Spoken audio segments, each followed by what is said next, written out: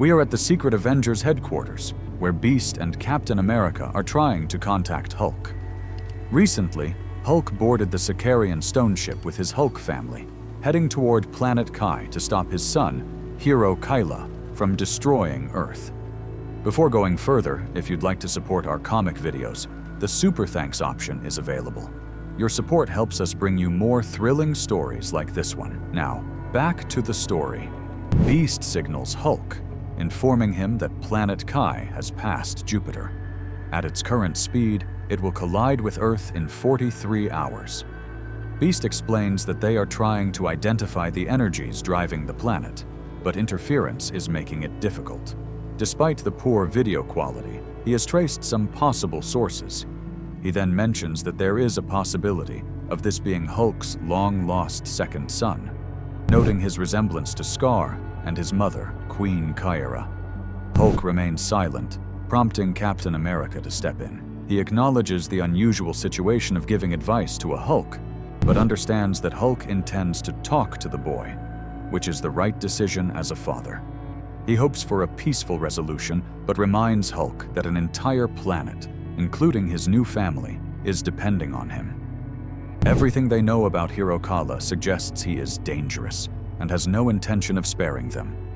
If talking fails, Hulk must be prepared to smash. Hearing this, Hulk punches the screen, shattering it. She-Hulk reacts immediately.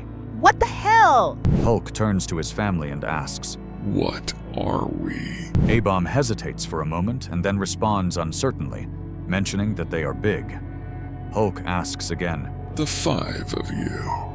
Why'd I pick you instead of anyone else on the planet?" Scar smirks, confident in his response, knowing that they are Hulks. Hulk, satisfied with the answer, acknowledges that humans will never understand their struggle. They cannot reach Hiro-Kala, but the Hulks know what it means to be a monster, to survive destruction and return from the brink. As Hulk speaks, Scar adds that there is one problem. Hiro-Kala truly is a monster.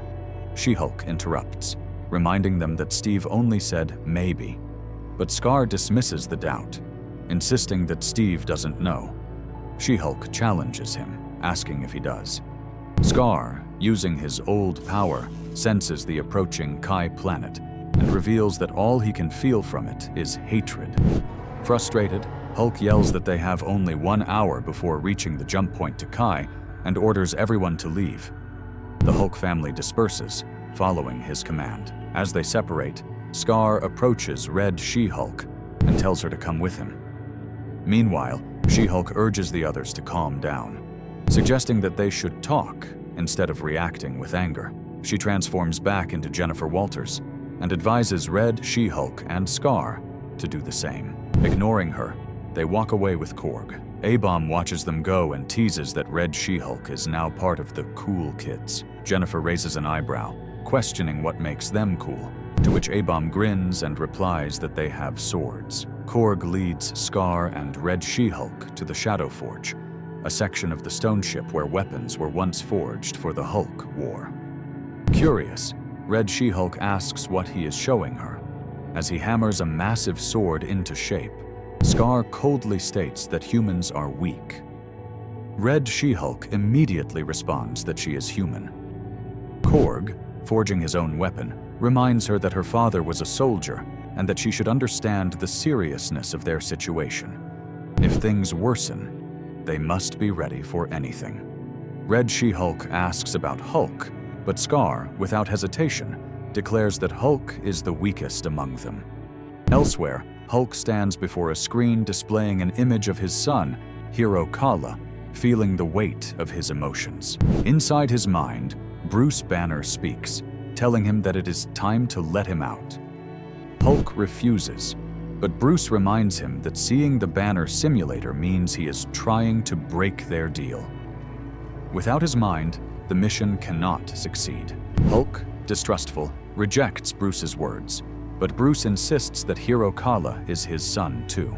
Finally, Hulk gives in and reverts back to Bruce Banner. Bruce hands out earpieces to the Hulk family, explaining that they will allow them to communicate across deep space. She-Hulk places the earpiece in her ear remarking that they used to call this talking. Bruce replies that now they are doing it in deep space, which confuses A-Bomb, who wonders if they are supposed to be landing. Bruce, having analyzed new data from Captain Rogers, explains that the child is drawing energy from deep within the planet. This energy is being funneled into multiple starships, which are towing Planet Kai toward Earth. She-Hulk asks if they should destroy the ships. Red She-Hulk questions whether they should eliminate the child instead, or if Bruce is more comfortable killing his thousands of followers. Bruce reveals that his scans show no brain activity on those ships, suggesting they could be unmanned drones. He reminds everyone that no one touches the child, except his father. Bruce picks up a large sword and activates a protective shield around himself. He orders everyone to stay quiet, save their anger, and then sends the entire family toward the starships. They begin destroying the ships one by one.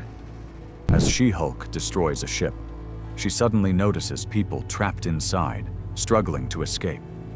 A wave of horror washes over her as she realizes the mistake. She immediately calls out to Bruce, trying to warn him. Bruce, shocked, insists that it's impossible because he had already checked and found no signs of brain activity on board. Without wasting a moment, She-Hulk rushes to rescue the trapped people. Anger surges through her as she realizes what they have done. Before Bruce can respond to her frustration, Red She-Hulk suddenly shouts a warning. A starship crashes into the Sicarian stone ship, triggering a massive explosion that shakes everything around them. Reacting quickly, Bruce orders everyone to move to the forward deck, knowing the ship is going down. He swiftly divides them into two teams, She-Hulk and Red She-Hulk on one side, while Korg, Scar, and A-Bomb take the other. Without hesitation, he hands She-Hulk a tracking device. She hesitates, arguing that she isn't a scientist and that this is his responsibility. But Bruce cuts her off, insisting that there is no time. He orders her to trace the source of the energy on the planet. Red She-Hulk questions what to do about the kid. Bruce clarifies that the child is only a channel and that they need to find the real source of power and destroy it. She-Hulk, still fuming, grips the device in frustration, demanding to know why they had to destroy an entire armada just on Bruce's orders. Bruce, equally frustrated, reminds her that Planet Kai is still in motion, despite everything they have done. She-Hulk, exhausted and overwhelmed, struggles to process the situation. Tension rises as Bruce snaps, admitting that he is just as scared as they are, but time is running out. He then turns to Korg, Scar, and A-Bomb, explaining the backup plan. He reveals that on the other side of the planet, there is a volcanic field, and if struck correctly, it could unleash 2 million megatons of force to shift the planet's trajectory. Before he can finish, Scar grabs him by the collar, furious at what he perceives as abandonment.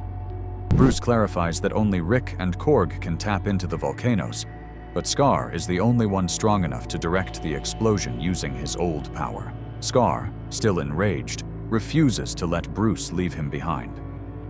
Without wasting another second, Bruce teleports everyone to their designated locations. Scar, Korg, and A-Bomb arrive at the volcanic field, but as soon as they land, Scar unleashes his frustration by attacking A-Bomb. Korg quickly steps in to stop him.